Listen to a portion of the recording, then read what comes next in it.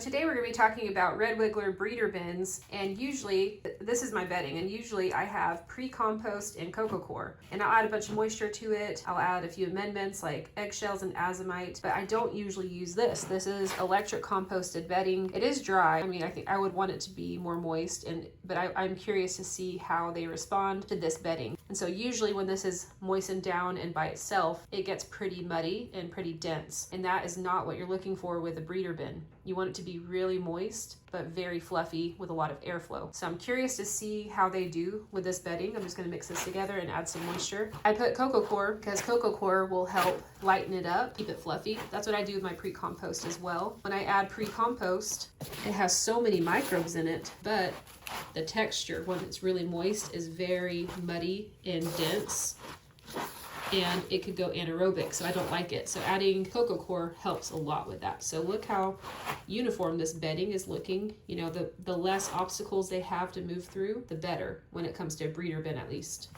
So I'm really excited to try this out. I'm gonna run it for 21 days. That's how long a breeder cycle is. If you haven't watched any of my other videos, a breeder bin is basically creating an environment to where they will reproduce a lot more than a regular bin.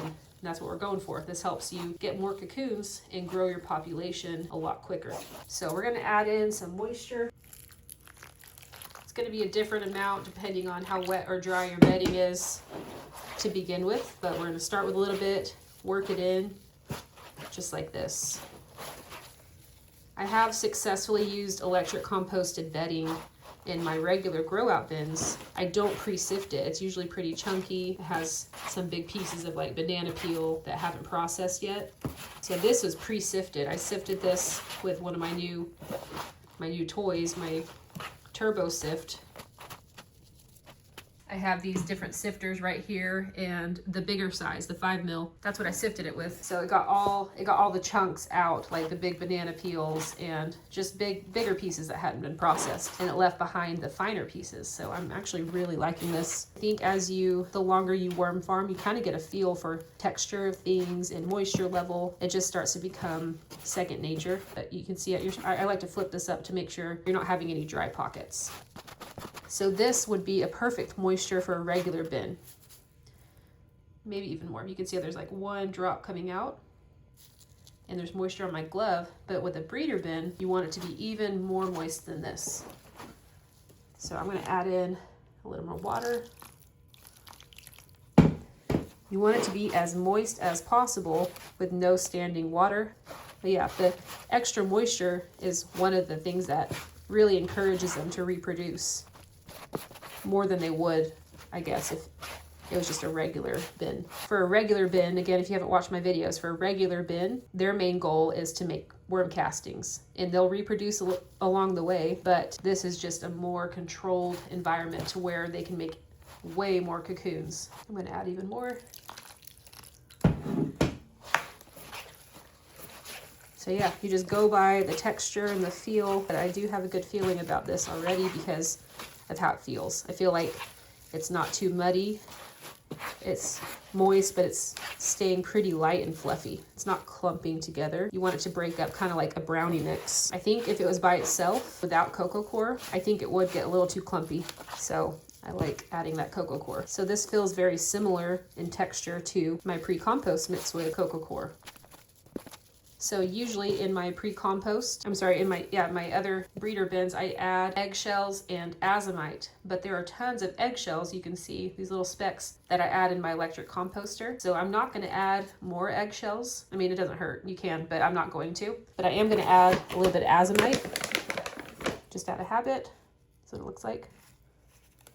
This just adds trace minerals to the finished castings. All right. This is the moisture level you're looking for. You can see how there's no standing water. When you squeeze this, it's kind of a stream of water.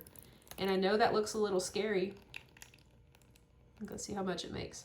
I know that looks a little scary, like that is standing water, but when you mix it around and redistribute that moisture, there's no standing water. That's how moist you want it. Because my goal is to make it as moist as possible, so I'm not adding moisture for 21 days. I want to leave it alone as much as possible for the 21-day cycle. If you're constantly disturbing it and flipping through the bedding like this, messing with the worms, they're not gonna reproduce as much as they would if you just leave them undisturbed. The only thing I do is I top feed worm chow about twice a week, and then I just cover it back up. That's it. I'm not flipping through the bedding constantly. I'm not adding moisture. I'm not doing anything else except for that top feeding. So this is perfect. I'm gonna get the worms from the other bin and add them to here. So this is the bin that has gone for 21 days, and I have more detailed videos with this. So I'm not gonna do a super long detailed version on this video, but this is the newspaper. Still a tiny bit of worm chow, which is fine, but here are the worms. And you can see how big and chunky they are. That's what you're looking for in a breeder bin, is these big chunky worms, because these lay huge cocoons versus a smaller worm. The smaller worms, yeah, they still lay cocoons, but you can't see them as good. So it's motivation to fatten up these worms so you can see them a lot better. But I just take them out like this and I put it over here. And if they start crawling down, that's a good sign. If they're trying to escape, something's wrong. But you can see it's starting to crawl down immediately. That's a really good sign. So as I'm flipping through here, I'm already seeing some cocoons. It's always exciting to see. There are a bunch right here. I'm gonna flip this up. Yeah, basically just take these worms, and sometimes you'll get cocoons on you, but try your best to not transfer the cocoons. And I just move it over here, just like this. And then they crawl down. Here's a really big cocoon that's super amber in color. That means it's closer to hatching, but that is a huge cocoon for a red wiggler at least. So motivation to have chunky worms. And what makes them chunky is worm chow or things like that. All right, I've scraped away most of this bedding, and when I get to this point, I just pick this whole thing up and I move it over just like this, and I'll let them crawl down for a second. And any cocoons that were stuck to their body, I'll be able to get as much as I can. Sometimes there are some that are missed, and that's okay. There's a juvenile that's hatched along the way, and that's okay. I'll just leave it here with the cocoons, and I'll just get these last worms. So here are the worms, and you can already see a cocoon right here. So as they're crawling down, I just kind of get these last cocoons and put them back over in the other cocoon nursery. Here's another one.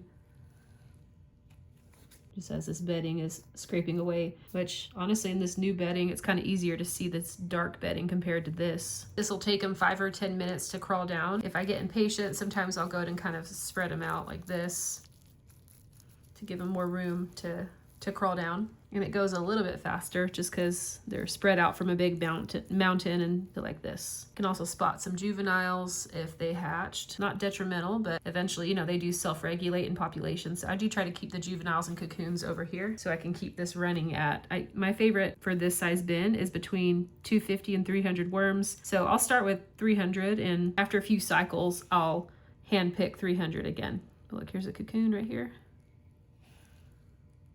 I'll give them a second to crawl down and then just get the last bits and pieces of bedding. Okay, so for the most part, they've crawled down, and there's a little bit of old bedding, which is fine. And again, there may be a few cocoons, and that's okay. I just get what I can. Hundreds of cocoons throughout this bedding. It's crazy. I do have a breeder bin book that I wrote my exact process on, how I personally run it. So if you're interested in that, I'll have it linked in the description. Another juvenile worm, but I just wrote out my whole process and my thought process and how I actually do it and how I will consistently get so many cocoons, and it's really exciting. Hundreds of cocoons will turn into thousands of worms. So this will turn into a cocoon nursery. I just put this old newspaper back on top because as they hatch, they'll start eating through this. I'm gonna feed them some worm chow first, and then I'll put a piece of newspaper and put it away. This seems to be fine with my pre-compost and coco coir, so hopefully it's the same, but I guess we'll see. Newspaper on like this, and then this bubble wrap back on. Just like this. So we'll check this in 21 days and just see how they did with this bedding.